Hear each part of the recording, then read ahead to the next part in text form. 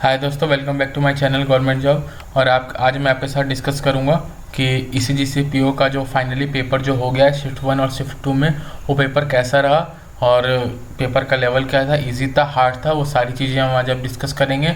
और ये भी मैं आपको बताऊँगा कि हर शिफ्ट में जो पेपर आया था, पेपर के अंदर क्या क्या पूछा गया था, ये भी मैं आपको बताऊँगा। तो आइए शुरू करते हैं अपना वीडियो। तो देखिए, सबसे पहले मैं इस वीडियो में आपके साथ क्या क्या डिस्कस करूंगा। सब्जेक्ट वाइज एनालिसिस मैंने कंबाइन करके शिफ्ट 1 और शिफ्ट 2 का आपके सामने पीपीटी बना लिया है, वो डिस्कस करूंगा। एक्सपेक्टेड कट ऑफ डिस्कस करूंगा और लेवल ऑफ पेपर का क्या लेवल रहा वो मैं आपके साथ डिस्कस करूंगा। तो सबसे पहले पेपर का पैटर्न देख लेते हैं क्या था। सबसे पहले हमारे सामने रीजनिंग खुला था, जिसके लिए हमारे पास सिर्फ 40 मिनट थे, 50 क्वेश्चन थे और 50 मार्क्स का पेपर था। उसके बाद हमारे पास इंग्लिश खुला, इंग्लिश में 40 क्वेश्चन थे 40 मार्क्स के और हमें मिला इसके लिए 30 मिनट। नेक्स्ट हमारा कंप्यूटर खुला था, जिसके लिए हमें मिले थे 20 मिनट और टाइमिंग और क्वेश्चन थे 20 और टाइमिंग था 10 मिनट। नेक्स्ट हमारा इसके बाद ओपन हुआ था 40 नंबर का जनरल अवेयरनेस क्वेश्चन और इसके लिए टोटल मार्क्स थे 40 मार्क्स और उसके लिए 20 मिनट मिला था। और लास्ट में हमारा खुला था क्वान्टिटेटिव एप्टीट्यूड, इसमें 50 क्वेश्चन थे 50 मार्क्स के और इसके लिए हमें 40 मिनट मिला था। और एस्से राइटिंग 2 आए थे, 2 में से 1 करना था और प्रिसाइज राइटिंग भी 2 आए थे, 2 में से 1 करना था। शायद ऐसे राइटिंग में 2 टॉपिक थे, पहला था ग्रीन इंडस्ट्री पे और दूसरा था OTT over the top platform, जो अमेजन और नेटफ्लिक्स से रिलेटेड था कि जो ये दिखाते हैं वीडियो, क्या इसके ऊपर गवर्नमेंट का सेंसरशिप होना चाहिए, तो उस पर अपनी राय बतानी थी, तो इस पर था। ठीक है, तो आइए मैं आपको बताता हूँ कि रीजनिंग का एग्जैक्ट पेपर क्या आया था। रीजनिंग में देखिए, डायरेक्शन एंड डिस्टेंस से 3 क्वेश्चन पूछे गए थे, 3 क्वेश्चन थे, ईजी थे, डुएबल थे। नेक्स्ट था क्रिटिकल रीजनिंग, 5 क्वेश्चन थे, ईजी नहीं थे, डुएबल थे, क्योंकि 5 क्वेश्चन करने में आपको 10 से 11 मिनट लग जा रहा था। पेपर इजी था लेकिन लेंथी बहुत था। और जो आपका क्रिटिकल रीजनिंग आया था उसके सेंटेंस इतने बड़े बड़े थे कि आपको करने में बहुत टाइम लग रहा था। नेक्स्ट था हमारा अनसर्टेनिटी लाइन पजल, उसमें शायद 19 या 20 लोग 16 या 17 लोग बैठे हुए थे, वो लाइन बेस्ड पजल आया था। नेक्स्ट हमारा मंथ बेस्ड पजल, बहुत ही टफ था और बहुत ही टाइम टेकिंग था, 5 क्वेश्चन आए थे 5 मार्क्स के। नेक्स्ट था हमारा सिलोगिज्म, ईजी था, 3 क्वेश्चन थे, डुएबल था। Machine on input output, easy था, डुएबल था, अगर जिसने अच्छी प्रैक्टिस की होगी वो आराम से कर लेगा। नेक्स्ट था हमारा डाटा सफिशिएंसी, ये आपका मॉडरेट से लेकर हार्ड पेपर आया था। ठीक है, नेक्स्ट था हमारा एज बेस्ड पजल, जो कि काफ़ी टफ था और अगर जिसने पजल इस पेपर में लास्ट में लगाया होगा उसको तो बहुत फ़ायदा हुआ होगा, लेकिन जिसने पेपर पहले पजल सॉल्व किया होगा उसका पेपर काफ़ी छूट गया होगा। जैसा मैंने स्ट्रेटजी बताया था, अगर आपने वो फॉलो किया होगा तो आप इस पेपर में 30 से 35 आराम से स्कोर कर लोगे। नेक्स्ट था हमारा इनइक्वालिटी, इसके क्वेश्चन 5 आए थे और डुएबल थे, इजी थे, आप 2 से 3 मिनट में आराम से कर लेते। नेक्स्ट था हमारा ओकेजन बेस्ड पजल, इस पे 5 क्वेश्चन आए थे आपके। और नेक्स्ट था फ्लैग बेस्ड पजल, हार्ड था, डुएबल था लेकिन बहुत टाइम टेकिंग था, तो इसके 5 क्वेश्चन आए थे। तो ओवरऑल में अगर मैं बात करूं तो इंग्लिश का पेपर हार्ड एंड बहुत ही ज़्यादा लेंदी था। अगर कोई ये कह रहा है कि पेपर बहुत आसान था तो भाई वो अलग ही लेवल की तैयारी कर रहे हैं, लेकिन मैं as a normal general student के नज़रिए से बोलूं तो पेपर हार्ड था और काफ़ी लेंदी था। नेक्स्ट था हमारा मैथ का पेपर में क्या क्या आया था। इनकम बेस्ड क्वेश्चन 1 क्वेश्चन आया था, पार्टनरशिप से 1 क्वेश्चन आया था जो कि इजीली और डुएबल था। अप्रॉक्सीमेशन काफ़ी इजी आया था, 6 क्वेश्चन 2 से 2.5 मिनट में आराम से बन जाते। एज बेस्ड क्वेश्चन आया था, 1 क्वेश्चन इजी आया था। नेक्स्ट था हमारा मंथली बेस्ड क्वेश्चन, यानी 6 स्टूडेंट दिए हुए थे, जैसे जय था, ग्रीटा थी, ऐसे करके पैराग्राफ बेस्ड 6 क्वेश्चन दिए हुए थे इनकम के ऊपर। बेसिकली आप इसे किसले DI बेस्ड क्वेश्चन कह सकते हो। नेक्स्ट था हमारा मिक्सचर एलिगेशन से 1 क्वेश्चन आया था, हार्ड था ये काफ़ी। नेक्स्ट था हमारा DI on marks scored by A and B, यानी A और B फिजिक्स, मैथ और साइंस में कितना स्कोर करते हैं, इसके ऊपर 6 क्वेश्चन आया था। हर बार यूजुअली हम DI में देखते हैं कि 5 क्वेश्चन आता है, लेकिन इस बार 6 क्वेश्चन आया था और ये वाला पजल, ये वाला DI काफ़ी हार्ड था। ठीक है, तो ये अगर जिसने लास्ट में अटेम्प्ट किया होगा तो वो तो बहुत अच्छा मैथ में खींच लेगा, लेकिन अगर जिसने इसे शुरू में अटेम्प्ट किया होगा तो उसका काफ़ी टाइम इसी में कंज्यूम हो गया होगा। नेक्स्ट था DI on T, coffee, juice sold, ये बहुत ईजी था, ये मैंने भी अटेम्प्ट किया था, बहुत ही ईजी पजल था। बहुत ही इजी डीआई था। इसके 6 क्वेश्चन आए थे, 6 में से 4 डुएबल थे। देखिए दोस्तों, जैसा मैंने आपको बताया था कि जब भी डीआई में 6 क्वेश्चन आते हैं, अगर आप उसमें से छाट के अगर 2 से 3 आसान निकाल लेते हो तो आप हर डीआई में से अपना 2 से 3 नंबर आराम से सेव कर लोगे। तो मैंने भी यही किया, आप भी 100% यही किए होगे जैसा मैंने आपको स्ट्रैटेजी वीडियो में बताया था। नेक्स्ट हमारा प्रॉफिट एंड लॉस से एक क्वेश्चन आया था, थोड़ा सा हार्ड था लेकिन डुएबल था। नेक्स्ट था DI on total number of employees in the department. ABCDE department था, उसमें मेल कितने थे, फीमेल कितने थे। इस पे 5 क्वेश्चन आए थे, बहुत इजी थे। इस मैथ पूरे पेपर का सबसे इजी अगर डीआई आप कहोगे तो यही था। और एरियन वॉल्यूम से एक क्वेश्चन आया था, बहुत ईजी आया था। लेकिन हम ओवरऑल जब बात करेंगे ईजी क्या था इस पेपर में, अप्रॉक्सीमेशन था, एरिया वॉल्यूम था, इनकम बेस्ड क्वेश्चन था। तो अगर 50 नंबर के पेपर में अगर आप 10 नंबर इजी आ रहा है तो इजी नहीं होता है, वो हार्ड होता है। तो अगर मैं मैथ का कहूँ ओवरऑल कैसा पेपर था, तो मैथ का पेपर हार्ड था और लेंदी था। लेंदी क्या था, डीआई काफ़ी लेंदी थे। जिसने डीआई शुरू से अच्छे लेवल की प्रैक्टिस की होगी वो भी इस पेपर में तीन में से 2 डीआई से ज़्यादा नहीं बना सकता है, मैं चैलेंज दे सकता हूँ। लेकिन फिर भी अगर मैथ का आप लेवल देखोगे तो हार्ड था, ठीक है।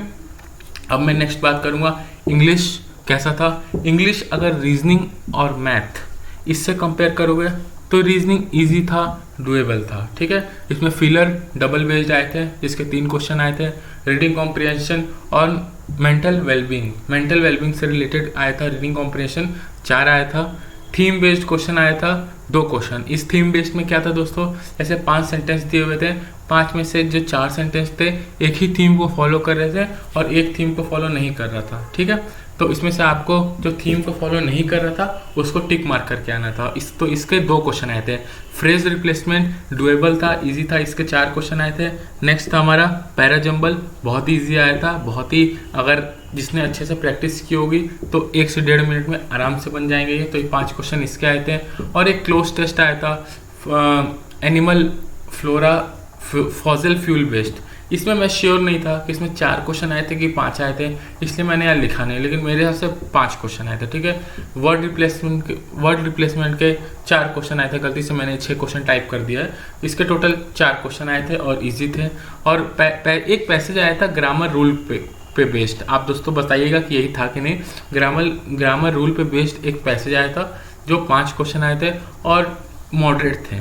नेक्स्ट था हमारा बोल्ड सेंटेंस बेस्ड एरर, यानी जो बोल्ड सेंटेंस था वो सही था, बाकी जो सेंटेंस के लाइन थे उसको स्लैश में दिए हुए थे और आपको बताना था कि इसमें से गलत कौन सा है। लेकिन इसमें सिंगल ऑप्शन नहीं था, इसमें 2 ऑप्शन दिए थे, only B and D, only C and D, only E and F, ऐसे आपको ऑप्शन देके बताना था कि कोई 2 जो गलत थे, ठीक है।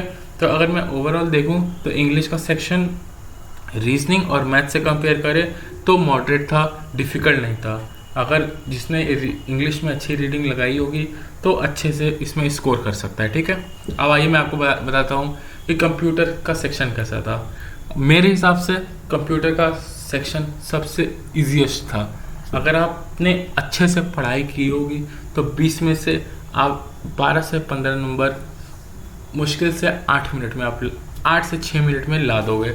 और मैं तो ये भी कह सकता हूँ कि बहुत लोगों ने तो 4 मिनट में 20 क्वेश्चन कर दिए होंगे। ज़्यादा हार्ड क्वेश्चन नहीं आए थे, एकदम टू द पॉइंट क्वेश्चन थे, बहुत ही आसान था। तो अगर मैं ओवरऑल पेपर का देखूँ सबसे ईजीएस्ट सेक्शन क्या था तो वो था कंप्यूटर। नेक्स्ट हमारा जनरल अवेयरनेस का पेपर कैसा आया था। तो जनरल अवेयरनेस का पेपर अगर आप देखोगे तो मॉडरेट से हार्ड था। करंट अफेयर के क्वेश्चन थे लेकिन डायरेक्ट करंट अफेयर पे बेस्ड नहीं थे। इसमें करंट अफेयर के डीप क्वेश्चन आए थे, मतलब इन्होंने ऊपर से कुछ नहीं पूछा था, इन्होंने न्यूमेरिकल वैल्यू ज़्यादा पूछा था। इन्होंने पूछा था कि जो 2011 का सेंसस है उसमें वुमेन का परसेंटेज कितना है। तो ऐसे इन्होंने इस पेपर में इन्होंने न्यूमेरिकल बेस्ड बहुत ज़्यादा रखा था। वैसे अगर मैं बात करूं तो 90% आपका जो क्वेश्चन आया था जनरल अवेयरनेस का उसमें मार्च के फर्स्ट वीक यानी 1 से लेकर 10 मार्च तक के काफ़ी क्वेश्चन उसमें थे और जनवरी फरवरी के क्वेश्चन भी 20 से 25 क्वेश्चन थे।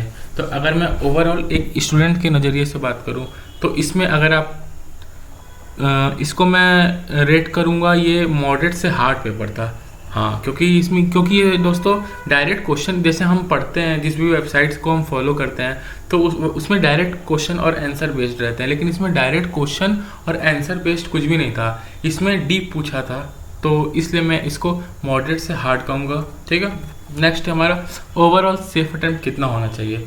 तो अगर मैं आज का पेपर देखूँ तो मेरे हिसाब से रीजनिंग में अगर आप 30 से 33 नंबर करके आते हो तो आप सेफ हो।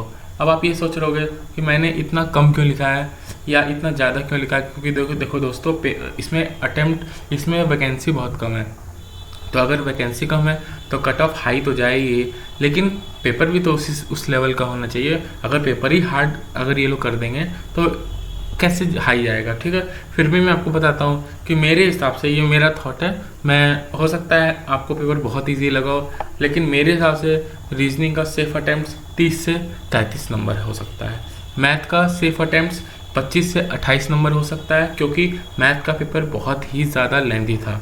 इंग्लिश का पेपर इजी था, डुएबल था, इसलिए मैंने इसका सेफ अटेम्प्ट 28 से 32 रखा हुआ है। कंप्यूटर मोस्ट ईजीएस्ट सेक्शन था, तो इसका मैंने सेफ अटेम्प्ट 12 से 15 नंबर रखा है। और लास्ट में जनरल अवेयरनेस, ये भी हार्ड था लेकिन डुएबल था। अगर जिसने अच्छे से करंट अफेयर पढ़ा होगा तो वो 22 से 26 नंबर आराम से कर सकता है।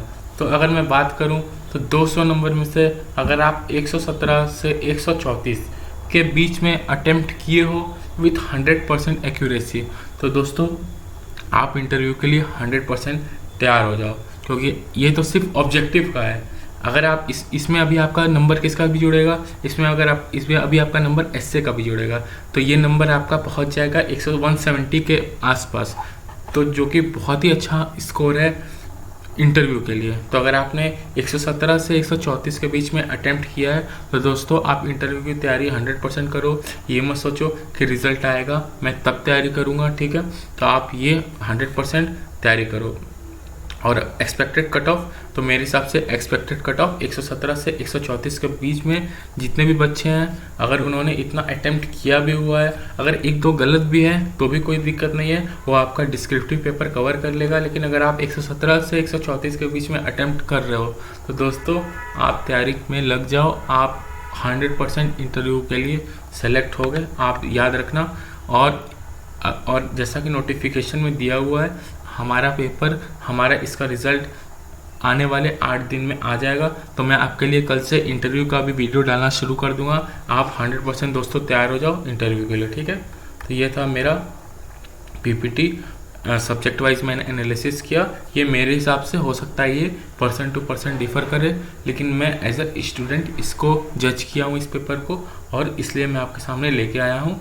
बाकी अगर आपको मेरा ये वीडियो अच्छा लगा हो तो आप लाइक करो, शेयर करो, सब्सक्राइब करो, और कमेंट में कमेंट करो कि आपको नेक्स्ट वीडियो किस पे चाहिए, तो मैं उस पर भी आपके लिए वीडियो ज़रूर लेके आऊँगा। ठीक है, थैंक यू दोस्तों।